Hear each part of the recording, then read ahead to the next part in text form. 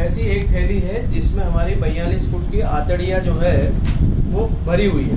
ठीक है, आ गया समझ में? अब ये जो लेयर है ना, ये ब्रेक होती रहती है और बनती रहती है। अगर हमारा इम्यून सिस्टम काम करता रहेगा तो ये बनी रहेगी, लेकिन जैसे जैसे यहाँ का ये जो इम्यून सिस्टम की वजह से यहाँ का रिपेयरिंग धीरे धीरे लो होने लगा।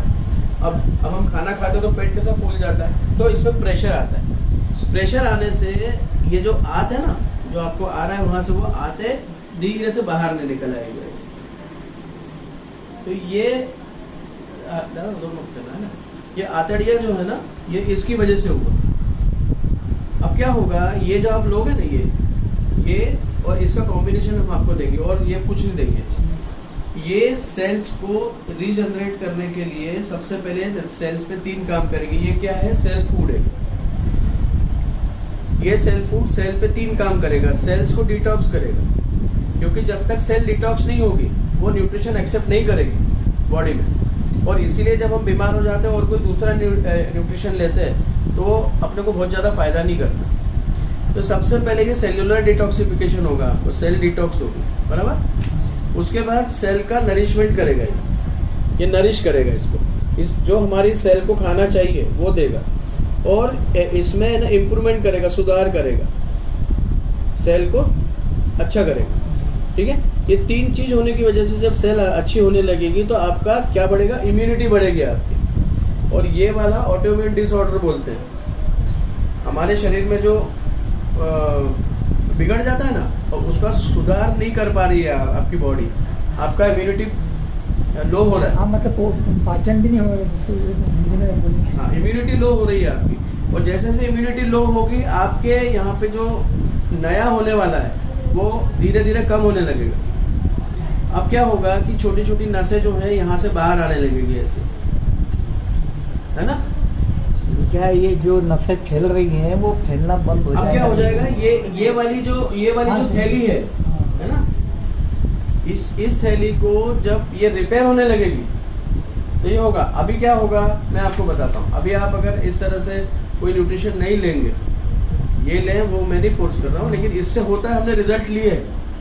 अब भी सन्मुख गया, उसके सामने वो जो लेडी रहती थी, क्या नाम वो दीदी, वो जो है एक्सपायर हो गई, हेमा दीदी। तो हेमा दीदी को तो ये पेट वाला था, वो बाहर आ जाती थी यहाँ से। तो हमने उनको बोला कि आप इसको बांध के रखो और उसको लेना चालू करो। डॉक्टर क्या करते हैं? जाली लगा देते हैं। आप तो हेल्थ डिपार्टमेंट से, डॉक्टर क्या करते हैं कि ऑपरेशन करके उसके ऊपर जाली लगा देंगे, जाली लगा के उसको सील देंगे। ठीक है, आपने यहाँ पे जाली लगा दी, लेकिन प्रॉब्लम कहाँ है? सेल में। वो यहाँ से निकलने लगे, फिर क्या करोगे? मैंने उनको यही समझाया, आज यहाँ से निकला, कल तो पूरे को जाली लगा दो, और धीरे धीरे ना ये जो लेयर वो पूरी खत्म हो जाती है और पूरी गल जाती है वो। तो अपने पेट में ये ऊपर वाली लेयर में कोई जान नहीं है संभालने के लिए। अंदर जो जिसको बेली वाली जो लेयर बोलते हैं ना, वो उसमें जान होती है, बराबर है? तो बस स्वस्थ होना। आप कुछ भी मत करो। देखो, मैं आपको सिर्फ ये इतना, देखो ये सब लोग रिजल्ट है, हम लोग कोई ऐसा नहीं कि हम सेल्समैन है, कोई नहीं है। ये भी रिजल्ट है। ये पहले सोराइसिस पेशेंट थे, अभी देखो पैर में सोराइसिस ही नहीं है। ठीक है, हाँ, इनके जो भाभी है, हमारी जो भाभी है, वो ये क्या बोलते हैं, थायराइड पेशेंट थी, वो अभी एक भी दवाई नहीं है, खत्म हो गई, है ना? इनकी वाइफ को बहुत सारी प्रॉब्लम थी, वो हुए, है ना? उनके यहाँ पे फायदा हुआ, वो बाहर बैठा, उनके यहाँ फायदा हुआ। ये खुद एक रिजल्ट है, मैं खुद एक रिजल्ट हूँ, है ना? तो ऐसा कुछ नहीं है। साइंस को समझो आप कि ये जो सेल्स के ऊपर ये काम करेगा बस, और जैसे जैसे सेल्स आपके अच्छी होने लगेगी वैसे वैसे आपको फायदा होगा। ये जाके यहाँ कोई स्टिचिंग नहीं करने वाला, कोई सिलने वाला नहीं है वो।